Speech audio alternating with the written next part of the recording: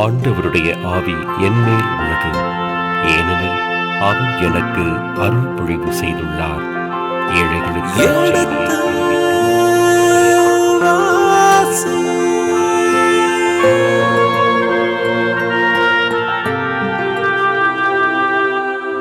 எடுத்து வாசி.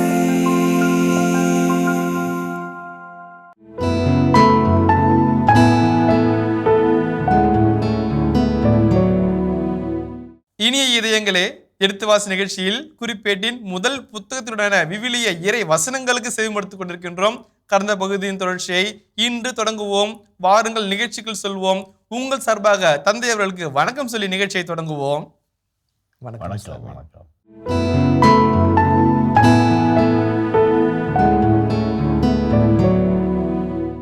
தந்தை அவர்களே, இதுவரை நாம் குறிப்பேட்டின் முதல் புத்தகத்தில் 8 அதிகாரங்களுக்கு விவிலிய விளக்கங்களுக்கும் இறை வசனங்களுக்கும் செவிமடுத்திருக்கின்றோம்.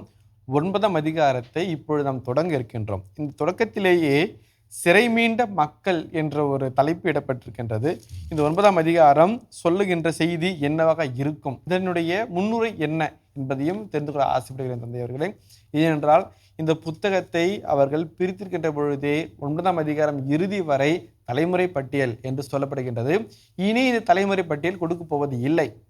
இது இறுதியாக வருவதனால் இது சொல்லுகின்ற செய்திகள் என்னவாக இருக்கும் என்பதையெல்லாம் தெரிந்து கொள்ள ஆர்வமாக இருக்கணும் தந்தை அவர்களே. இந்த முதல் குறிப்பேட்டு புத்தகம் ஒரு ரயில்வே துறையை போல. எப்படி என்றால் ஃபஸ்ட்டு ஒரு 8 அதிகாரங்கள் ஒரு கூட்ஸ் ட்ரெயின் மாதிரி அப்படியே ஸ்லோவாக போயிட்டு இருக்கோம். அந்த 9ஆம் அதிகாரத்தில் அது கொஞ்சம் பேசஞ்சர் ட்ரெயின் மாதிரி ஆயிடுது. அதுக்கப்புறம் இந்த பகுதிகளிலே ஒரு எக்ஸ்பிரஸை போல பாய்ந்து போகிறது. பல கருத்துக்களை உள்ளடக்கி அப்படி போகிற போக்கிலேயே சில நற்செய்திகளை அறிவித்து கொண்டே அந்த பகுதி போகிறது என்று சொன்னால் அதில் துளியும் மிகை கிடையாது. அதில் குறிப்பாக இந்த 9ஆம் அதிகாரத்திலே சற்று பெரிய அதிகாரம் தான். 44 வசனங்களை உள்ளடக்கி இந்த அதிகாரத்திலே 3 வசனங்களிலே முதல் 2 வசனங்கள் 3ஆம் வசனத்திற்கு முன்னுரையாக அமைகிறது. இந்த தொக்கி நிற்கின்ற ஒரு அழகான ஒரு அமைப்பு முறையானது மிக இனிதாக இருக்கிறது. முதல் வசனத்தை வாசிப்போமே. இஸ்ரவேலர் அனைவரும் தங்கள் தலைமுறை அட்டவணையின்படி பதிவு செய்யப்பட்டனர். இஸ்ராயேலர் அனைவரும் தங்கள் தலைமுறை அட்டவணைப்படி பதிவு செய்யப்பட்டனர். இப்போ இஸ்ராயேலர்னா யார்? நாடு கடத்தப்பட்ட மக்களா, நாடு கடத்தப்பட்ட திரும்பி வந்த மக்களா, நாடு கடத்தப்படாமலேயே சொந்த ஊரில் வாழ்ந்த மக்களா, அல்லது பபிலோனிய படையெடுப்பின் பொழுது சிதறடிக்கப்பட்ட அலெக்சாந்திரியாவிலும் எகிப்திலும் வாழ்கிற யூத மக்களா? யார் இஸ்ராயர்கள்? எல்லாரும் இஸ்ராயல் தான் சொல்லிக்கிறாங்க. யார் உண்மையான இஸ்ராயர்கள் என்ற ஒரு கேள்வியை இந்த புத்தகம் நமக்கு சொல்லாமல் சொல்லி வைக்கிறது. அவருக்கு பிற்பாடு அவருடைய விடையும் அதை தருகிறது. ஆம் ஹாரட்ஸ் என்று எபிரேய மொழியிலே சொல்வார்கள். ஹாம் என்றால் மக்கள், ஹாரட்ஸ் என்றால் மண்ணின் மைந்தர்கள். யார் இந்த மண்ணின் மைந்தர்கள்? யார் இந்த உழுதியின் புத்திரர்கள் என்ற ஒரு கேள்வியை வைக்கும்போது இஸ்ராயேல் அனைவரும் தங்கள் தலைமுறை அட்டவணைப்படி பதிவு செய்யப்பட்டார்கள். அப்போ என்னன்னாக்க, யார் யாரெல்லாம் தலைமுறை அட்டவணைப்படி பதிவு செய்யப்படுறாங்களோ அவங்க தான் இஸ்ராயலர்கள், மற்றவங்கெல்லாம் இதுக்குள்ளே சேர மாட்டாங்க என்கின்ற ஒரு மறைமுகமான குறியீட்டையும் அது உள்ளடக்கி வருகிறது. அதை நம்ம பார்த்துக்கணும். இப்போ இஸ்ராயலர் அனைவரும் தொடர்ந்து வருகின்ற பகுதி வாசிப்போமே. இப்பதிவுகள் இஸ்ரேல் அரசர்களின் வரலாற்று நூலில் எழுதப்பட்டுள்ளன. இப்பதிவுகள் என்ன பதிவுகள்? ரெக்கார்ட்ஸ் என்று ஆங்கிலத்தில் அழகாக சொல்வோம், கெஜெட்ஸ் என்று ஆங்கிலத்தில் சொல்வோம். அந்த அற்புதமான அந்த வகைகள் மிக முக்கியமான நுண்ணியமான குறிப்பீடு உள்ளடக்கிய அரச தாஜ்வேக்கள் இவைகள் என்னது? இஸ்ராயல் அரசர்களின் வரலாற்று நூலில் எழுதப்பட்டுள்ளது. Written in the books of the history of the kings அப்படின்னு சொல்கிறாங்க. இப்போ இஸ்ராயல் அரசர்களின்னு சொல்கிறாங்க. ஒரு கேள்வி வருது நமக்குள்ள, யூதாவின் அரசர்கள் எங்கே? ஒரு கேள்வி வருது இல்லைங்களா? இப்போ நாடு இன்னும் ஒன்றும் ஆகலை. பிரிவுபட்ட சாலமோனுக்கு பிறகு பிரிந்த வடநாடு தென்னாடு இஸ்ராயல் யூதா இஸ்ராயலின் அரசரின் புத்தகங்களில் எழுதப்படுது. அப்போ அதான் சொல்கிறார், ஒரு ஆசிரியர் சொல்கிறாரு, டி வெரிஸ் என்கின்ற ஆசிரியர் சொல்கிறார், இஸ்ராயலின் வரலாற்று நூலில் எழுதப்பட்டுள்ள என்று சொல்லும்போது நாம் பேனாவை எடுத்து இஸ்ராயலர் மற்றும் யூதா என்று எழுத நமக்கு தோன்றுகிறது. ஏனென்றால் அதன் செய்தி அப்படித்தான் அடங்கியிருக்கிறது. ஆலயத்தினுடைய பணியாளர்கள், ஆலயத்தினுடைய துப்புரவாளர்கள், ஆலயத்தை பாதுகாக்கிறவர்கள், ஆலயத்திற்கு நன்கொடையாளர்கள் எல்லாம் பின்படு வருகிறது. அது எல்லாமே இங்கே யூதாவை நோக்கி தான் வருகிறது. வருகிறது. அது பொதுவை இதில் இரண்டாவது கருத்தும் இருக்கிறது. இரண்டாவது கருத்து இருக்குது.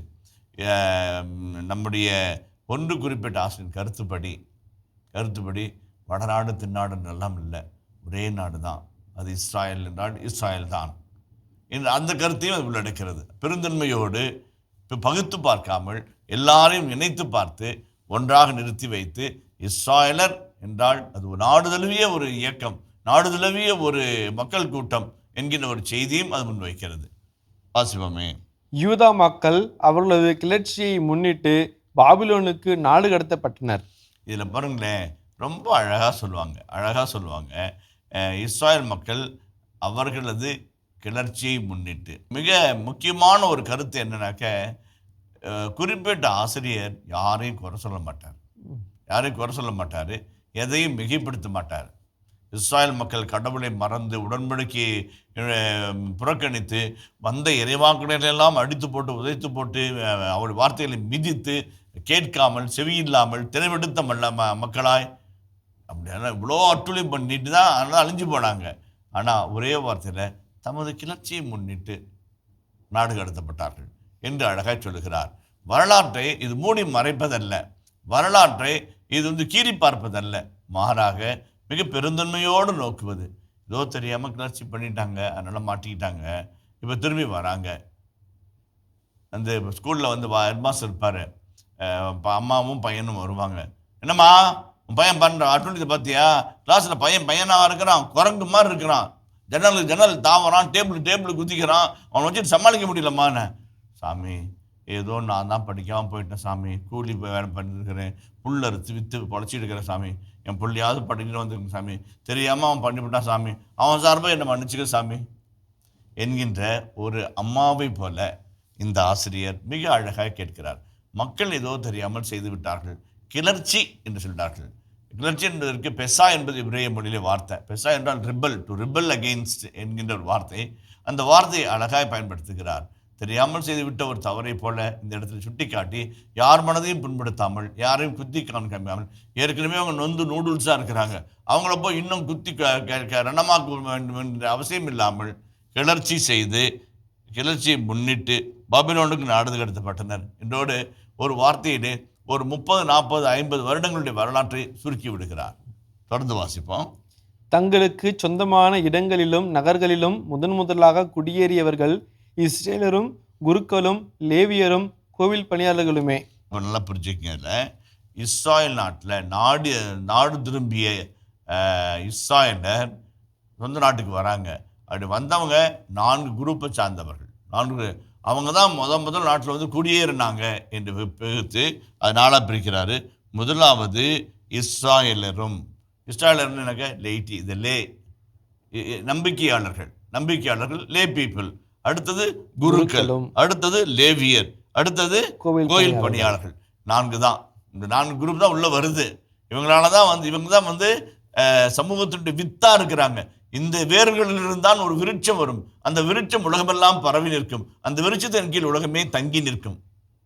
இல்லைங்களா? அந்த ஒரு அழகான செய்தியை சொல்றாரு. அதே போல பாருங்க, 3ஆம் வசனத்தை வாசிக்கல. யூதா, பென்யமீன், எப்ராயிம், மனாசே மக்களுள் எருசலேமில் குடியிருந்தவர்கள்.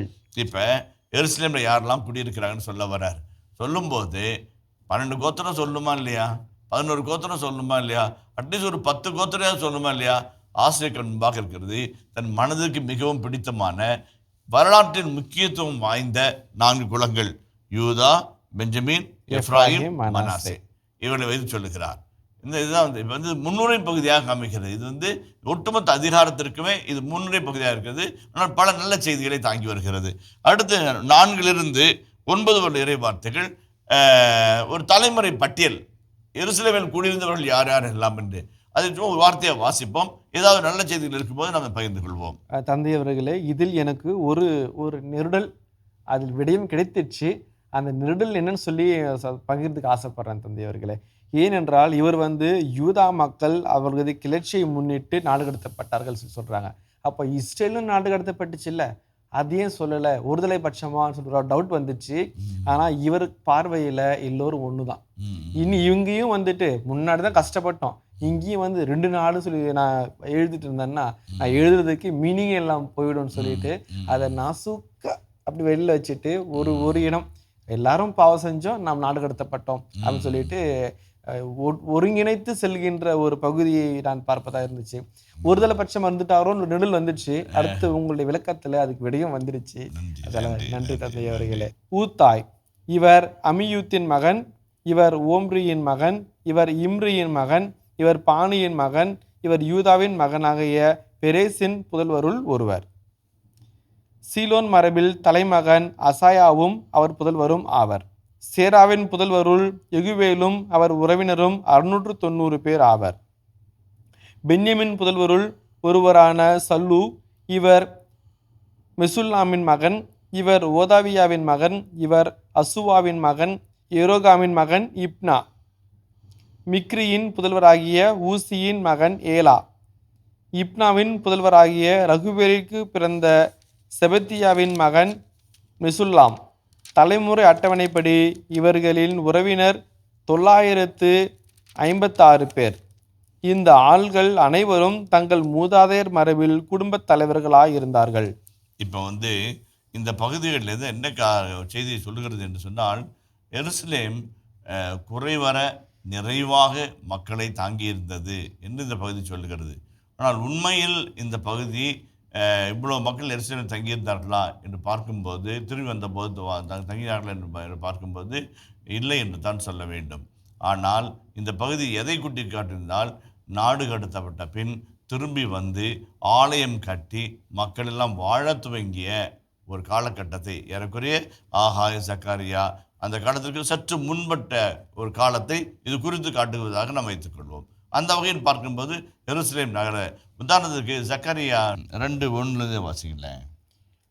நான் என் கண்களை உயர்த்தி பார்த்தபோது இதோ அளவு நூலை கையில் விடுத்திருந்த ஒருவரை கண்டேன். எங்கே போகிறீர் என்று நான் அவரை வினவினேன். அதற்கு அவர், எருசலேமை அளந்து அதன் அகலம் எவ்வளவு என்றும் நீளம் எவ்வளவு என்றும் காணப்போகிறேன் என்றார். என்னோடு பேசிக்கொண்டிருந்த தூதர் திரும்பிச் செல்கையில் மற்றொரு தூதர் அவருக்கு எதிரே வந்தார். வந்தவர் முன்னவரிடம் இவ்வாறு சொன்னார், ஓடிச் சென்று அந்த இளைஞனிடம் நீ சொல்ல வேண்டியது, எருசலேமில் எண்ணிறைந்த மனிதர்களும் திரளான கால்நடைகளும் இருப்பதால் அந்நகரம் மதிலில்லா நகரமாக இருக்கும். ஏனெனில் அதை சுற்றிலும் நானே நெருப்புச் சுவராய் அமைவேன், அது நடுவில் உறையும் மாட்சியாய் விளங்குவேன் என்கிறார் ஆண்டவர். எவ்வளோ அழகான வசனம் பாருங்க. எருசலேமை தூக்கு நூல் கொண்டு போகிறாங்க, எடுத்துகிட்டு போயிட்டு இந்த பக்கம் ஆளை வச்சு இது இவ்வளோ உயரம், இவ்வளோ அகலம், இந்த நீளம், இவ்வளோ குறுக்கு இது இவ்வளோ இருக்குது. எதுக்கு? உள்ள எவ்வளோ பரப்பளவில் எவ்வளோ பேர் வாழ முடியும் அப்படிம்பாங்கல்ல. இப்போ ஒரு பொதுக்கூட்டம் இருக்குதுன்னு வச்சுக்கோங்களேன். ஒரு பொதுக்கூட்டத்தில் திரளான மக்கள் இருந்தால் எப்படி கணக்கெடுப்பார்கள்?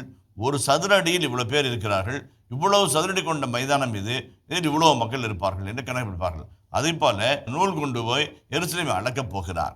அவரை பார்த்து சொல்ல வேண்டிய செய்தி என்னவென்றால், எருசலேமில் திரளான மக்கள் கூடியிருப்பதாலும் மிகுதியான கால்நடைகளும் ஆடு மாடுகளும் இருப்பதாலும் அந்த நகருக்கு சுற்றிலும் சுற்றுச்சுவர், மதில் சுவர் கட்ட முடியாது அப்படிங்கிறார். அது ரொம்ப முக்கியமான கருத்து. ஏன்னா அவ்வளோ ஜனங்கிறதுனால கட்டி வாழ முடியாது. அது முதல் கேள்வி. இரண்டாவது செய்தி, மதில் இல்லாத நகரமாக இருக்கும், அதை சுற்றிலும் நானே நெருப்பு சுவராய் இருப்பேன். வால் ஆஃப் ஃபயர், நெருப்பு சுவராய் நானே சூழ்ந்திருப்பேன் என்று சொல்கிறார். இந்த இதில் 2 கருத்து இருக்குது. ஒன்று என்னன்னாக்க, அந்த ஊரினுடைய எல்லைச்சாமி சாமி தான், வெள்ளைச்சாமி சாமி தான், சுற்றி நெருப்பு சுவராக இருப்பார். அவரை தாண்டி யாரும் உள்ளே போக முடியாது, அந்த சாமியை தாண்டி யாரும் வெளியே வர முடியாது. அது முதல் கருத்து.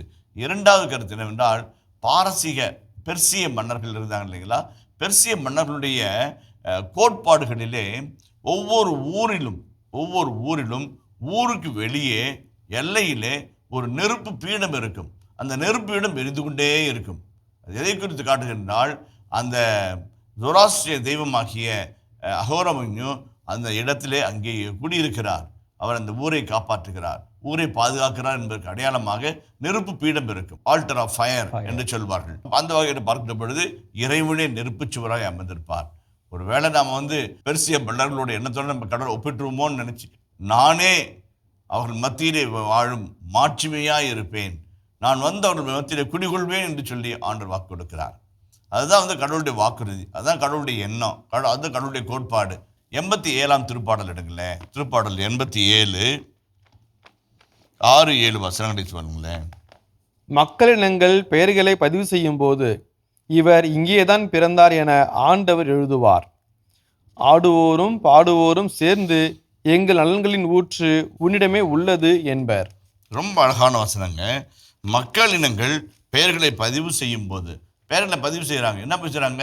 இங்கே தான் பிறந்தோம், இதுதான் எங்கள் அப்பா வீடு, இதுதான் எங்கள் அம்மா வீடு, இதுதான் எங்கள் மாமனார் வீடு, இதுதான் எங்கள் மாமியார் வீடு, இங்கே தான் பிறந்தோம், என் பிள்ளைங்களுக்கு இங்கே தான் பேர் வச்சோம், இங்கே தான் 8 நாள் விருத்த சேதனம் செஞ்சோம் அப்படின்னு அவங்க செய்யும்போது ஆண்டவரே ரெக்கார்ட் மாஸ்டராக மாறுறாரு. அவரே ரெக்கார்டராக மாறி இவர் இங்கே தான் பிறந்தார் என்று ஆண்டவர் எழுதுவார். அப்போ மக்கள் மகிழ்ச்சியில் என்ன சொல்லுவாங்களாம்? ஏன்னா அவங்கள சந்தேகம், யார் எங்கேருந்து வராங்க, எவங்க நம்மவங்க, எவங்க வெளியே சொந்த நாட்டில் இருந்தவங்க, அந்த மாதிரி இருக்கும்போது இவர்கள் இங்கே பிறந்தார்கள் என்று அவர்கள் எழுதுவார்கள். அப்போ எங்கள் நலன்களின் ஊற்று உம்மிடமே உண்டு என்று அனைவரும் ஆடி பாடி மகிழ்வார்கள். எங்கள் நலன்களின் ஊற்று வார்த்தை பாருங்க, ஐன் என்ற வார்த்தை வந்து ஊற்று என்பதற்கு ஈடான ஒரு இணையான ஒரு எபிரேய சொல்லாகும். என்ன, எங்கள் நலன்களின் ஊற்று உம்மிடம் தானே உள்ளது என்று மக்கள் பாடுவார்கள். இப்போ இஸ்ராயல் நாட்டில் வந்து நீர்வளங்கள் 4, ஒன்று நதி, ஒன்று கடல், இன்னொன்று வந்து ஏரி, 3 ஊற்றுக்கள், 6 ஊற்றுக்கள். ஊற்றுக்கள் வந்து மிக முக்கியமான ஒரு சோர்ஸாக இருக்கும். நதி என்பது ஒரே ஒரு நதி தான், யோர்தான் நதி, பெரிய நதி. அப்புறம் அதுக்கு வந்து கிளை நதிகள் இருந்தது. மற்றபடி பெரிய நதிகள்லாம் அந்த நாட்டில் கிடையாது. அவங்களுக்கு மிக முக்கியமான ஒன்றுன்னா ஊற்று தான். அங்கங்கே ஊற்று இருக்கும். இப்போ என் ஊற்று அங்கே இருந்தா இங்கே இருந்தா வெய்ய காலத்தில் வற்றி போயிடும். ஆனால் என் ஊற்று ஆண்டவர்கிட்ட இருந்தால் வத்தாது. இட் பிகம் பெரன்னியல் சோர்ஸாக இருக்கும். வத்தாத ஊற்று ஆண்டவர், என் நலன்களின் ஊற்று, எனக்கு வர நன்மைத்தனத்தினுடைய ஊற்று ஆண்டிடம் உள்ளது அப்படின்னு சொல்கிறார். இந்த இறைவசனத்துக்கு அழகான ஒரு வாக்குறுதியாக அமைகிறது. அரசனுடைய இஸ்ரேல் அரசுடைய பெயர் வந்து பதிவு செய்ய சொல்லி அங்கே சொல்கிறாங்க. அதுதான் அந்த பகுதியினுடைய அருமையான செய்தியாக நான் அதை பார்க்கிறேன். அதனால தான் வந்து 956 பேர், 690 பேர் என்று பெரிய பெரிய மக்கள் கொடுக்குறாங்க. இந்த கருத்து தான் வந்து வரலாற்று பூர்வமாக நான் சொன்னேன். இது பிற்காலத்தில் எழுதப்பட்டதாக இருக்க வேண்டும். வரலாற்றிலே later part of the exile, early exile என்பார்கள், லேட்டர் எக்ஸைல் என்பார்கள். நாடு திரும்பிய முன்பகுதி, நாடு திரும்பிய பின்பகுதி என்று சொல்வார்கள். 2ஆக பிரிப்பாங்க. அந்த வகையில் பார்க்கும்போது இது பின்பகுதியை சார்ந்த பகுதியாக இது அமைந்திருக்கக்கூடும் என்று தாழ்மையான கருத்தாக அமைகிறது. அடுத்த பகுதி கடந்து போவோம். குருக்களை பற்றிய ஒரு செய்தி. எருசலேமில் வாழ்ந்த குருக்கள் யெதாயா, யோயாரிபு, யாக்கின் ஆகியோர். அசரியா, இவர் இல்கியாவின் மகன், இவர் மெசுல்லாவின் மகன், இவர் சாதோக்கின் மகன், இவர் மெரையோத்தின் மகன், இவர் கடவுளின் இல்ல பொறுப்பாளராக அகிதூப்பின் மகன். கடவுளின் இல்ல பொறுப்பாளரான அகிதூப்பின் மகன். ரொம்ப நல்ல முக்கியமானது. கடவுளின் இல்ல பொறுப்பாளர். அதாவது 2-3 வார்த்தை இருக்குது. இல்லம் என்பது பாயித் என்று சொல்லப்படுகிற வீடு. பெத் எல் கடவுளின் இல்லம் என்பது. அது வந்து நீட்டி சொல்லும் போது, குறுகிய வாரியாக நீட்டி சொல்லும்போது பாயித் என்பார்கள், இல்லமாக இருக்கிறது. பாயித் என்றால் த ஹவுஸ் என்ற அர்த்தமாகும். அப்போ கடவுளின் இல்லம் என்றால் ஹெகால் என்று சொல்வார்கள். கடவுளின் இல்லத்தை ஹெகால் என்று சொல்வார்கள். கடவுளின் இல்லத்தினுடைய பொறுப்பாளராக இருந்தார்கள். ரொம்ப அருமையான வார்த்தைங்க, ரொம்ப அருமையான வார்த்தை. இந்த அகிதூப் என்னன்னாக்க, இப்போ என்டையர் சர்ச் இருக்குது, என்டையர் சர்ச் காம்ப்ளெக்ஸ் இருக்குது, டெம்பிள் காம்ப்ளெக்ஸ் இருக்குது, அதான் கரெக்டான வார்த்தை. டெம்பிள் காம்ப்ளெக்ஸ் அவருடைய பொறுப்பாளராக இருக்கிறார். அகிதூப்ன்றா பெரிய டெம்பிள் காம்ப்ளெக்ஸுக்காக இப்போ பழி நிறைவேற்றவர்கள், பழி செலுத்துவர்கள், அவங்களாம் ஒரு வகை. ஆனால் பொறுப்பாளராக இந்த எல்லையை மீறி இவங்க போகக்கூடாது. புறையினத்தார் இந்த எல்லையை தாண்டி போகக்கூடாது. பெண்கள் இந்த எல்லையை தாண்டி போகக்கூடாது. ஆண்கள் இந்த எல்லையை தாண்டி விடாது. குருக்களுக்கும் லேவியருக்கும் இந்த எல்லை, தலைமை குருவுக்கு இந்த எல்லை அப்படி நிவர்த்தி அந்த ஆர்டர் எதை பார்க்குறது. வெளியே புற தூய்மை, மக்களுடைய ஒழுங்கு, கட்டுப்பாடு எல்லாத்தையும் டோட்டல் கண்ட்ரோல் வச்சிருக்கிற டிஎஸ்பி மாதிரி, எஸ்பி மாதிரி அகிதூப் என்கிற அந்த மனிதர் வருகிறார். கடவுளுடைய இல்ல பொறுப்பாளரான அகிதூப்பின் மகன் என்றார். அடுத்து பாருங்களேன். அத்தாயா, இவர் மல்கியாவின் புதல்வரான பாஸ்கூருக்கு பிறந்த எரோகாமின் மகன் மாசாய்.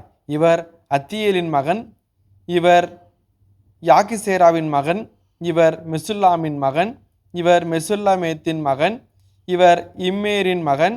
அவர்களுடைய உறவினரும் தங்களுடைய மூதாதையர் மரபில் குடும்பத் தலைவர்களுமாயிருந்த ஆற்றல் மிகு வீரர் 1760 பேர். இவர்கள் கடவுளின் இல்ல பணிகளில் ஈடுபட்டிருந்தார்கள். 1760 பேர் வீரர்கள். அவங்க கடவுளுடைய இல்ல பணிகளில் ஈடுபட்டிருந்தாங்க. நீங்கள் நல்லா ஒரு சின்ன ஒரு புது ஏற்பாட்டிலேருந்து விளக்கம் சொல்கிற மாதிரி சொல்கிறேன். வந்து தலைமை குருக்களும் பரிசேயரும் சதுசேயரும் போய் இயேசுகிட்ட பிலாத்திட்ட சொல்கிறாங்க, ஐயா அந்த எத்தன் உயிரோடு இருக்கும்போதே சொன்னான் நான் 3 நாட்கள் வருவேன் என்று. இவங்க சீடர்கள் திருடிட்டு போயிட்டு அவன் வந்துட்டான்னு சொன்னான்னு சொல்லிடுவாங்க, அதனால் காவல் போடுங்க ஐயா அப்படின்னாரு. பிலாத்து என்ன சொல்றாரு? உங்களிடம் காவலர் இருக்கிறார்களே, உங்களிடம். அப்போ டெம்பிள் காட்ஸ் என்று ஒரு கூட்டம் இருக்கிறது. அதே போல் கெத்செமனி தோட்டத்தில் இயேசுவை சிறை செய்ய வந்ததும் டெம்பிள் காட்ஸ் அந்த அந்த தலைமை குருனுடைய ஆணைப்படி இன்னொரு இடத்துல இயேசு போதிச்சுட்டு இருக்கிறாரு, போய் கூட்டிட்டு அரெஸ்ட் பண்ணி கூட்டிட்டு வா அப்படின்னு அனுப்புறாங்க. அதுவும் டெம்பிள் காட்ஸ் போர் வீரர்கள் தான். அவரை போல் எப்போ யாரும் பேசுறது கிடையாது திரும்பி வந்துட்டாங்க. அதான் அப்போ அதான் அப்போ எதுக்கு சொல்ல வரேன்னாக்க, இப்போ 670 பேர் இருக்கிறாங்க அப்படின்னாக்க அவங்க அத்தனை பேரும் சட்டம் ஒழுங்குக்காக முற்றங்களுக்காக அங்கே இருப்பாங்க. இன்னைக்கும் எருசலேமில் சனிக்கிழமை சாபத்து நடக்குதுன்னு வச்சுக்கலேன். சாபத்துக்கு அது தனியாக ஒரு கட்டுப்பாடு, ஒரு பாதுகாப்பு இருக்கும். பாதுகாப்பாடு ஹெலிகாப்டர் அப்படி ரவுண்ட் அடிச்சுட்டே இருக்கும். குதிரையில் போர் வீரர்கள் அப்படியே சார்ஜ் பண்ணிக்கிட்டே இருப்பாங்க. அதே போல் வெள்ளிக்கிழமைகளிலும் அங்கே இருக்கின்ற அலாஸ்கா மாஸ்க்கு, கோல்டன் மாஸ்க் என்கின்ற ஒரே சமயத்தில் 25,000 பேர் தொழுகை நடத்தலாம். அப்போ எல்லா முகமதிய சகோதரர்களும் அங்கே போய் தொழுகை நடத்தும் போது சனிக்கிழமைகளில் அல்லது ஈது பண்டிகையின் போது அல்லது ரம்ஜான் பண்டிகையின் பொழுது அல்லது எல்லா தொழுகையின் முக்கியமான தொழுகை நேரங்களில் அந்த படைகள் இருக்கும், அந்த படம் இருக்கும். அப்படி என் சட்டம் நெருங்க. ஏன்னா 25 பேரும் ஒரு புயலாக புறப்பட்டு போராட ஆரம்பித்தாங்கன்னா நகரம் தாங்காது. அப்போ கரெக்டாக மேலேருந்து ஹெலிகாப்டர் போயிட்டே இருக்கும். இந்த பக்கம் குதிரை படை அப்படியே சுற்றி வளைச்சி நிற்கும். அப்படி வரவங்க வணங்கிட்டு அமைதியாக போயிட்டே இருக்கணும். அந்த இல்ல பணியாளர்கள், அந்த பொறுப்பாளர்கள், அந்த பொறுப்பாளருடைய பாதுகாவலர்கள், காவலாளிகள் ரொம்ப முக்கியம். அதுதான் இந்த இடத்துல அது சொல்றது. ஆற்றல் மிகு வீரர் 1760 பேர் இருவார்கள். இவர்கள் கடவுளின் இல்ல பணிகளில் ஈடுபட்டிருந்தார்கள். கட்டாயம் சட்டம் ஒழுங்கு உள்ளிட்ட பணிகளிலே அவர்கள் ஈடுபட்டு கொண்டிருப்பார்கள். அது முக்கியமாக இருந்தது. இப்போ இதில் இருக்கிற எண்ணிக்கை பாருங்கள், 1760, 1760. அதே அவ்வளோ பேர் அடங்கிய ஒரு மிகப்பெரிய ஒரு காம்ப்ளெக்ஸாக டெம்பிள் இருந்தது. மதில் சுவர் இருந்தது. அதுக்குள்ளே அவ்வளோ ஜனங்க வந்துக்கிட்டு போயிட்டு இருந்தாங்க. நான் சொன்னேன், ஜாக்கிம் ஜெரமியாஸ் ஒரு அற்புதமான ஆசிரியர். மிரக்கிள்ஸ் பற்றி எழுதிக்கிறாரு, பேரபிள்ஸ் பற்றி எழுதிக்கிறாரு. அதே மாதிரி Jesus at the time of Jerusalem at the time of Jesus என்ற புத்தகத்தை எழுதிக்கிறார். ரொம்ப அருமையாக துல்லியமான எழுத்தாளர், புகழ்பெற்ற எழுத்தாளர். அவர் சொல்கிறாரு, கிட்டத்தட்ட 1 முதல் 1.5 லட்சம் ஜனங்க கூடுவாங்கன்றார். ஆனால் எவ்வளோ பெரிய கூட்டம்! 40,000 பேர் எங்கள் கூட்டம் சேர்ந்தனாவே மகா கூட்டம், ஜன கடல்ன்றாங்க. இங்கே 1.5 லட்சம் பேர் சர்வசாதாரணம் வந்துட்டு எந்த ஒரு இதுவும் இல்லாமல் கடா வெட்டி பொங்கல் வச்சு சாமி கும்பிட்டு போயிட்டே இருக்கிறாங்க இல்லைங்களா? அந்த காட்சியை நம்ம கண் பார்க்க இருக்கிறது. இனிய இதயங்களே, எடுத்து வாசி நிகழ்ச்சியில் குறிப்பேட்டின் முதல் புத்தகத்துடனான விவிலிய இறை வசனங்களுக்கு செவிமடுத்துக் கொண்டிருக்கின்றோம். இதன் தொடர்ச்சியை மீண்டும் அடுத்த பகுதியில் தொடர்வோம். அதுவரை இணைந்திருங்கள். இயேசுவுக்கே புகழ், இயேசுவுக்கே நன்றி, மரியே வாழ்க. லேவியர்களை குருக்களை போல பணிபுரிகிறார்கள். லேவியர்கள் குருக்களுக்கு இணையாக செயல்படுகிறார்கள்.